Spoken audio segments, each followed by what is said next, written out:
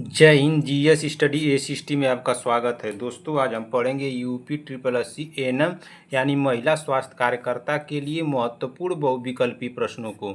महिला स्वास्थ्य कार्यकर्ता की ये हमारी 23वीं क्लास है, जिसमें कि सारे क्वेश्चन हमारे कैसे होंगे, बहुविकल्पी होंगे यानी ऑब्जेक्टिव होंगे। तो दोस्तों, आप लोग क्लास में बने रहिए और एक एक क्वेश्चन को ध्यान से सुनते चलिए, देखते चलिए। क्या दोस्तों, एक एक क्वेश्चन को ध्यान से सुनते चलिए और देखते चलिए। जिस भी क्वेश्चन का आंसर आ रहा है तुरंत कमेंट बॉक्स में हमको बताते भी चलिए, और लास्ट में अपना स्कोर हमको जरूर बताइएगा कि आप लोगों का स्कोर कितना गया है। इससे ये पता चलेगी कि आप लोगों की तैयारी कितनी हुई है और अभी कितनी करनी चाहिए। और जो भी बहनें हमारे चैनल पर अगर पहली बार आई हैं तो चैनल को ईमानदारी से सब्सक्राइब कर लें। जब तक कि आप लोगों का एग्ज़ाम नहीं हो जाता है तब तक के लिए सब्सक्राइब कीजिए। जैसे ही आप लोगों का एग्ज़ाम हो जाएगा आके अनसब्सक्राइब मार दीजिएगा, कोई दिक्कत नहीं। अब देर न करते हुए आज की मोटिवेशन के साथ इस क्लास को हम लोग शुरू करेंगे। देखते हैं कि हमारी मोटिवेशन क्या लिखा गया है। लिखा गया है कि इतना काम करिए कि काम भी, इतना काम करिए कि काम भी आपका काम देखकर थक जाए। तो आप लोग इतनी पढ़ाई कीजिए, इतनी पढ़ाई कीजिए कि मान लीजिए कि आप लोगों के पास सिर्फ 30 दिन रह गया है। 30 दिन इतनी मेहनत कीजिए कि आप लोग का एग्ज़ाम निकल जाए ना। इतनी मेहनत कीजिए, खूब मेहनत कीजिए, जितना चाहे उतना मेहनत कीजिए, ठीक ना। कुछ तो हमारी बहनें गृहिणी होंगी जो कि उनको घर का भी काम करना होगा, बाहर भी काम करना होगा। कुछ हमारी बहनें ऐसी होंगी जो हॉस्पिटल में जाती होंगी, उनको हॉस्पिटल में भी काम करना होगा। तो ऐसा नहीं है कि आप लोग काम कर रही हैं तो आप लोग को मौका नहीं मिल रहा है। मौका निकालिए उसमें से पढ़ने के लिए, ठीक ना। क्या कीजिए, उसमें से मौका निकालिए पढ़ने के लिए। 1 महीना रह गया है पढ़ाई के लिए। खूब मेहनत कीजिए, जी जान एक कर दीजिए, रात दिन एक कर दीजिए, परीक्षा निकाल लीजिए। परीक्षा निकाल लेंगे तो आप लोगों का बहुत महानता हो जाएगा, ठीक ना। चलिए अब देर न करते हुए क्लास को हम लोग शुरू करते हैं और देखते हैं कि हमारा पहला क्वेश्चन क्या दिया है। तो हमारा पहला क्वेश्चन दिया है, पढ़िए पहला क्वेश्चन क्या दिया है। क्वेश्चन नंबर 1, क्वेश्चन नंबर 1 क्या दिया है, पढ़िए। क्वेश्चन नंबर 1 हमारा दिया है कि थर्मामीटर को किससे डिसइंफेक्टेड करते हैं। थर्मामीटर को किससे डिसइंफेक्टेड करते हैं, तो किससे करते हैं। एथेनॉल से करते हैं, या आइसोप्रोपिल से, एल्कोहल से करते हैं, या मेथिल एल्कोहल से करते हैं, या ताप से करते हैं। तो पहले का हमारा राइट आंसर हो जाएगा, क्या हो जाएगा। थर्मामीटर को किससे डिसइंफेक्टेड करते हैं, तो आइसोप्रोपिल एल्कोहल से करते हैं। इसलिए हमारा राइट आंसर हो जाएगा पहले का ऑप्शन नंबर बी। ठीक, इसी तरह से हम अगला क्वेश्चन देखेंगे कि हमारा अगला क्वेश्चन क्या दिया है। चलिए देखते हैं कि अगला क्वेश्चन क्या दिया है। क्वेश्चन नंबर 2, क्वेश्चन नंबर 2 पढ़िए क्या दिया है। खाद्य आपूर्ति श्रृंखला के भीतर कितने चरणों में भोजन की उपलब्धता और खपत को मापा जा सकता है। क्वेश्चन एक बार और पढ़िए कि खाद्य आपूर्ति श्रृंखला के भीतर कितने चरणों में भोजन की उपलब्धता और खपत को मापा जा सकता है। तो क्या किसमें मापा जा सकता है, कितने में, तो दूसरे का हमारा राइट आंसर हो जाएगा ऑप्शन नंबर बी, 5 ना। किसमें मापा जाता है, 5 भागों में। तो इसलिए हमारा राइट आंसर हो जाएगा ऑप्शन नंबर बी। ठीक, इसी तरह से हम अगला क्वेश्चन देखेंगे कि हमारा अगला क्वेश्चन क्या दिया है। क्वेश्चन नंबर 3, क्वेश्चन नंबर 3 पढ़िए क्या दिया है। क्वेश्चन नंबर 3 दिया है कि भोरे कमेटी ने अपनी रिपोर्ट कब प्रस्तुत की थी। भोरे कमेटी ने अपनी रिपोर्ट, पूछ रहा है, अपनी रिपोर्ट कब प्रस्तुत की थी। आप लोग क्वेश्चन को ध्यान से नहीं पढ़ती हैं, गलत कर देती हैं। कहीं कहीं पर आप लोगों को भोरे लिखा दिखेगा और कहीं कहीं पर आप लोगों को भोर लिखा दिखेगा। क्या दिखेगा, भोर ना, भोर, ठीक ना। तो भोरे कमेटी ने अपनी रिपोर्ट कब प्रस्तुत की थी, तो कब प्रस्तुत की थी, तो तीसरे का हमारा राइट आंसर हो जाएगा ऑप्शन नंबर बी, 1946 में प्रस्तुत की थी। कब की थी, भोरे कमेटी ने अपनी रिपोर्ट 1946 में प्रस्तुत की थी। इसलिए हमारा राइट आंसर हो जाएगा ऑप्शन नंबर बी, तीसरे का, ठीक ना। क्या हो जाएगा, ऑप्शन नंबर बी। ठीक, इसी तरह से हम अगला क्वेश्चन देखेंगे कि हमारा अगला क्वेश्चन क्या दिया है। क्वेश्चन नंबर 4, क्वेश्चन नंबर 4 पढ़िए क्या दिया है। क्वेश्चन नंबर 4 हमारा दिया है कि हार्निया के ऑपरेशन के बाद रोगी को कितने समय तक भारी वजन नहीं उठाना चाहिए। हार्निया हार्निया के ऑपरेशन के बाद रोगी को कितने समय तक भारी वजन नहीं उठाना चाहिए। तो कितने समय तक नहीं उठाना चाहिए, क्या 1 माह तक, 3 माह तक, 1 वर्ष तक, या 2 वर्ष तक। तो हार्निया के ऑपरेशन के रोगी को 3 माह तक वजन नहीं उठाना चाहिए। इसलिए हमारा राइट आंसर हो जाएगा चौथे का ऑप्शन नंबर बी। ठीक, इसी तरह से हम अगला क्वेश्चन देखेंगे कि हमारा अगला क्वेश्चन क्या दिया है। Question number 5। चलिए देखते हैं क्वेश्चन नंबर 5 क्या दिया है। क्वेश्चन नंबर 5 पढ़िए क्या दिया है। क्वेश्चन नंबर 5 हमारा दिया है कि मासिक धर्म की स्वच्छता बनाए रखने के लिए कितने घंटे में सोसर ना सैनिटरी पैड बदलने की सलाह दी जाती है। क्वेश्चन एक बार और पढ़िए, तुरंत याद कीजिए यहीं पे। मासिक धर्म की स्वच्छता बनाए रखने के लिए कितने घंटे में शोषक सैनिटरी पैड बदलने की सलाह दी जाती है। तो कितने घंटे पर सैनिटरी पैड बदलने की सलाह दी जाती है, तो ये दी जाती है 2 घंटे पर। इसलिए हमारा राइट आंसर हो जाएगा ऑप्शन नंबर बी। क्या होगा? Option number B. ठीक इसी तरह से अगला क्वेश्चन देखेंगे कि अगला क्वेश्चन क्या दिया है। Question number 6। क्वेश्चन नंबर 6 पढ़िए क्या दिया है। कौन सा वाल्व पाए वाय आलिंद में रक्त के विपरीत प्रवाह को रोकता है। कौन सा वाल्व, वाय ना बाएं, बाएं लिखा गया है, लेफ्ट मान लीजिए इसको। कौन सा वाल्व वाय आलिंद में रक्त के विपरीत प्रवाह को रोकता है। तो क्या कौन सा रोकता है? क्या महाधमनी वाल्व, या फुफ्फुसी वाल्व, या त्रिपर्दी वाल्व, या मिट्रल वाल्व। तो हमारा राइट आंसर क्या हो जाएगा छठवें का? तो छठवें का हमारा राइट आंसर होगा option number D, mitral valve. क्या होगा? Mitral valve. इसलिए हमारा राइट आंसर होगा ऑप्शन नंबर डी। ठीक इसी तरह से अगला क्वेश्चन देखेंगे कि अगला क्वेश्चन क्या दिया है। Question number 7। क्वेश्चन नंबर 7 पढ़िए क्या दिया है। कार्बोहाइड्रेट कार्य करता है।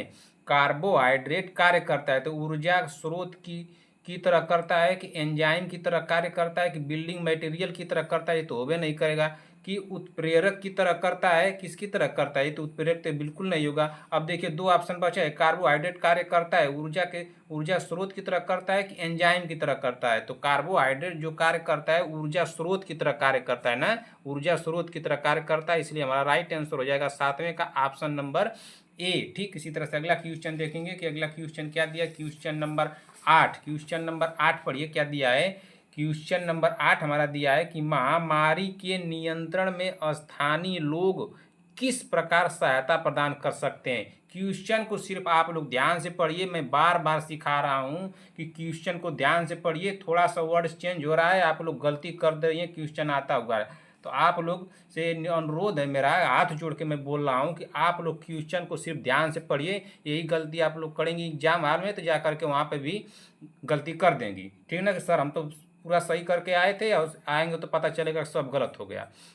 तो क्वेश्चन को पहले ध्यान से भी पढ़िए और ऑप्शन भी ध्यान से पढ़िए। ठीक ना। देखिए क्वेश्चन क्या दिया है। महामारी के नियंत्रण में स्थानीय लोग किस प्रकार सहायता कर सकते हैं। तो स्थानीय लोग किस प्रकार सहायता करते हैं। मान लीजिए कहीं गांव में महामारी आ गई तो किस प्रकार की सहायता करते हैं। क्या रोगियों को दवा देकर सहायता कर सकते हैं, या आसपास सफाई करके सहायता कर सकते हैं, या प्रभावित क्षेत्रों से पलायन कर। क्या प्रभावित क्षेत्रों से पलायन का मतलब यहाँ पे क्या है कि पलायन का मतलब भाग करके वहाँ से भाग जाएंगे। ठीक ना, भाग कर। ठीक ना, भाग कर। अच्छा, उचित समय पर सरकार को सूचित करके तो क्या कर सकते हैं। तो महामारी के नियंत्रण में स्थानीय लोग किस प्रकार का सहायता प्रदान कर सकते हैं। तो कर सकते हैं क्या, आसपास की सफाई करके। तो हमारा राइट आंसर हो जाएगा ऑप्शन नंबर बी। क्या होगा? Option number B. ठीक इसी तरह से अगला क्वेश्चन देखेंगे कि अगला क्वेश्चन क्या दिया है। Question number 9। क्वेश्चन नंबर 9 पढ़िए क्या दिया है। कैरोटीन से विटामिन ए का उत्पादन कहाँ होता है। कैरोटीन से विटामिन ए ना, विटामिन ए का उत्पादन कहाँ होता है। क्या रक्त में होता है, त्वचा में होता है, या आंतों में होता है, या जिगर में होता है। तो कहाँ होता है। तो 9वें का हमारा राइट आंसर हो जाएगा कैरोटीन से विटामिन ए का उत्पादन आंतों में होता है। कहाँ होता है? आंतों में ना। कहाँ पे होता है? आंतों में। ठीक, आंतों में।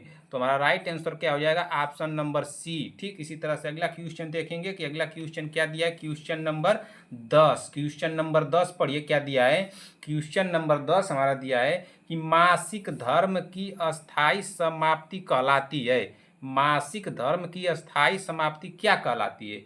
क्या अमीनोरिया कहलाती है, या रजोनिवृत्ति कहलाती है, या ओलिगोमेनोरिया कहलाती है, या हिपोरिया कहलाती है, हिप्रोरिया कहलाती है। तो क्या कहलाती है?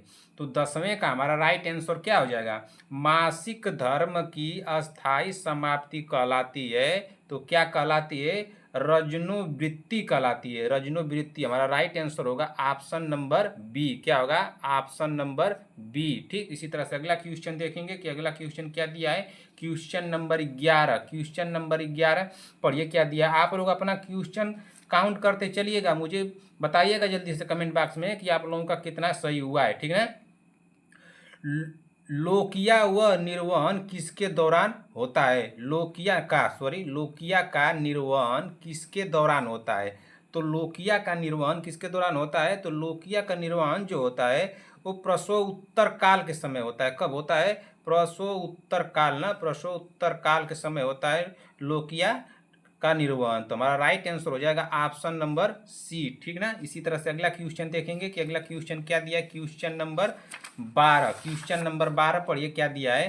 क्वेश्चन नंबर 12 हमारा दिया है, क्या दिया है पढ़िए। क्वेश्चन नंबर 12, क्वेश्चन नंबर 12 हमारा दिया है कि निम्नलिखित में से कौन सा एक डाइजाइगोटी ना, डाइजाइगोटी जुड़वा गर्भधारण का लक्षण नहीं है ना। क्या क्वेश्चन क्या दिया है? निम्नलिखित में से कौन सा एक डाइजाइगोटी जुड़वा गर्भधारण का लक्षण नहीं है? तो हमारा राइट आंसर इसमें से क्या हो जाएगा, बताइए जल्दी से। हमारा राइट आंसर क्या हो जाएगा? यह केवल एक अंडे के निषेचन के कारण होती है। ऑप्शन बी दिया इसमें 2 प्लेसेंटा होते हैं। ऑप्शन सी दिया कि प्रत्येक भ्रूण अलग अलग अमीनोन तथा कोरियोन से घिरा रहता है। ऑप्शन डी दिया है कि इंटरवेनिंग झिल्ली की 4 परतें होती हैं। तो हमारा राइट आंसर क्या हो जाएगा, बताइए जल्दी से। क्वेश्चन एक बार और पढ़िए। निम्नलिखित में से कौन सा एक डाइजाइगोटी ना जुड़वा गर्भधारण का लक्षण नहीं है? कुछ वर्ड हमको उटपटांग लग रहा है। तो इसका राइट आंसर क्या हो जाएगा? तो इसका राइट आंसर हो जाएगा ऑप्शन नंबर क्या हो जाएगा? ऑप्शन नंबर ए हो जाएगा ना। क्या हो जाएगा? Option number A. यह केवल एक अंडे के निषेचन के कारण होती है। क्या? यह केवल एक अंडे के निषेचन के कारण होती है। तो हमारा राइट आंसर क्या हो जाएगा? Option number A. ठीक ना। क्या हो जाएगा? Option number A.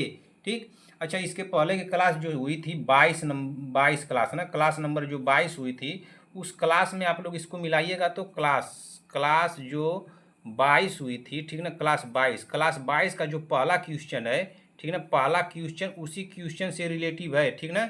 उसी क्वेश्चन से एक बार आप लोग मिला लीजिएगा। हम इसको मिला करके आप लोग को फिर दूसरी क्लास में इसको सही कर देंगे। हमको थोड़ा डाउट लग रहा है। चलिए देखते हैं अगला क्वेश्चन। अगला क्वेश्चन क्या दिया है? क्वेश्चन नंबर 13, क्वेश्चन नंबर 13 पढ़िए क्या दिया है। क्वेश्चन नंबर 13 दिया है हमारा कि निम्नलिखित में से गर्भावस्था के दौरान महिला को कौन सी गोली आवश्यक रूप से दी जानी चाहिए? निम्नलिखित में से गर्भावस्था के दौरान महिला को कौन सी गोली आवश्यक रूप से दी जानी चाहिए? तो कौन सी गोली आवश्यक रूप से दी जानी चाहिए? तो 13वें का हमारा राइट आंसर क्या हो जाएगा? क्या पैरासीटामोल ना, पैरासीटामोल होगा जी, पैरासीटामोल या iron folic acid, antibiotic, magnesium sulphate ना। एक बार क्वेश्चन का और पढ़िए क्या दिया है। क्वेश्चन दिया है कि निम्नलिखित में से गर्भावस्था के दौरान महिला को कौन सी गोली आवश्यक रूप से दी जानी चाहिए? क्या पैरासीटामोल देना चाहिए, या आयरन फॉलिक एसिड देना चाहिए, एंटीबायोटिक देना चाहिए, या मैग्नीशियम सल्फेट देना चाहिए? तो क्या देना चाहिए? तो ये आयरन फॉलिक एसिड देना चाहिए, इसलिए हमारा राइट आंसर होगा ऑप्शन नंबर बी। ठीक। इसी तरह से अगला क्वेश्चन देखेंगे कि अगला क्वेश्चन क्या दिया। क्वेश्चन नंबर 14, क्वेश्चन नंबर 14 पढ़िए क्या दिया है। क्वेश्चन नंबर 14 हमारा दिया है कि योनि वेजाइना तथा मूत्राशय यूरिनियर न ब्लेडर के मध्य उपस्थित फिस्टुला को कहते हैं। तो क्या कहते हैं? क्या वेसिको वेंजाइनल फेस्टुला कहते हैं, या रेक्टो वेंजाइनल फेस्टुला कहते हैं, या यूरोथो वेंजाइनल फेस्टुला कहते हैं, या सिस्टोसिला कहते हैं? तो क्या कहते हैं? जल्दी से बताइए, जल्दी से क्या कहते हैं, जल्दी से कमेंट कीजिए क्या कहते हैं। तो 14वें का हमारा राइट आंसर क्या हो जाएगा? योनि वेजाइनल तथा मूत्राशय ना, मूत्राशय यूरिन ब्लैडर के माध्यम से उपस्थित फिस्टुला को वेसिकोवेंजाइनल फिस्टुला कहते हैं। क्या कहते हैं? वेसिकोवेंजाइनल फिस्टुला कहते हैं। इसलिए हमारा राइट आंसर होगा ऑप्शन नंबर ए। ठीक ना। इसी तरह से अगला क्वेश्चन देखेंगे कि अगला क्वेश्चन क्या दिया है। Question number 15। क्वेश्चन नंबर 15 पढ़िए क्या दिया है। क्वेश्चन नंबर 15 हमारा दिया है जेरियोटिक नर्सिंग ना, जेरियोटिक नर्सिंग। तो जेरियोटिक नर्सिंग का अर्थ होता है नर्सिंग केयर जो डॉट डॉट यहीं पर भरना है दी जाती है। क्वेश्चन को एक बार और पढ़िए, समझ में आ जाएगा। यह जो होता है जेरियोटिक नर्सिंग, जो जेरियोटिक नर्सिंग होता है वो पूछ रहा है कि वो किसके केयर के लिए इनको दिया जाता है, रखा जाता है। क्या शिशु के केयर के लिए रखा जाता है, या गर्भवती महिलाओं को, या वृद्ध व्यक्तियों को, या सभी रोगियों को? तो हमारा राइट आंसर क्या हो जाएगा 15 में का। तो जीरियोटिक नर्सिंग जो होती है, मतलब पूछ क्या रहा है कि जीरियोटिक नर्सिंग ना, जीरियोटिक नर्सिंग का अर्थ होता है तो नर्सिंग केयर जो कि वृद्ध व्यक्तियों को क्या करती हैं, वृद्ध व्यक्तियों को देखती है ना। तो यही से हमारा राइट आंसर हो जाएगा क्या, ऑप्शन नंबर सी। क्या होगा? Option number C. ठीक ना। तो दोस्तों इसी क्वेश्चन के साथ क्लास को समाप्त करते हैं। क्लास आप लोगों को कैसी लगी? अगर क्लास आप लोगों को अच्छी लगी हो तो लाइक कीजिए, अपने दोस्तों में इसको शेयर कीजिएगा। और जो भी भाई बहन हमारे चैनल पर पहली बार आए तो चैनल को ईमानदारी से सब्सक्राइब कर लीजिए जब तक कि आप लोगों का एग्जाम नहीं हो जाता है। कमेंट बॉक्स में अपना स्कोर जरूर बताइएगा कि आप लोगों का स्कोर कितना गया है। ठीक ना। कमेंट बॉक्स में स्कोर जरूर बताइएगा कि आप लोगों का स्कोर कितना गया है। और किसी भी क्वेश्चन में कोई भी डाउट हो तो कमेंट करके हमसे जरूर पूछिएगा। किसी भी क्वेश्चन में, कोई भी क्वेश्चन हो, क्वेश्चन नंबर तुरंत डालिएगा कि सर क्वेश्चन नंबर जो भी हो, 1 2 3 4 5 जो भी हो, इस क्वेश्चन में सर हमको डाउट है, इसको बताइए दोबारा से। मैं तुरंत बताने की पूरी कोशिश करूंगा। कमेंट बॉक्स में अगर नहीं बता पाया तो मैं अगली क्लास में उस क्वेश्चन को बताऊंगा। तो इसी के साथ क्लास को समाप्त करते हैं। क्लास कैसी लगी कमेंट बॉक्स में अपना प्यार देना मत भूलिएगा। मिलते हैं ऐसी ही क्लास के साथ, तब तक के लिए जय हिंद, जय भारत।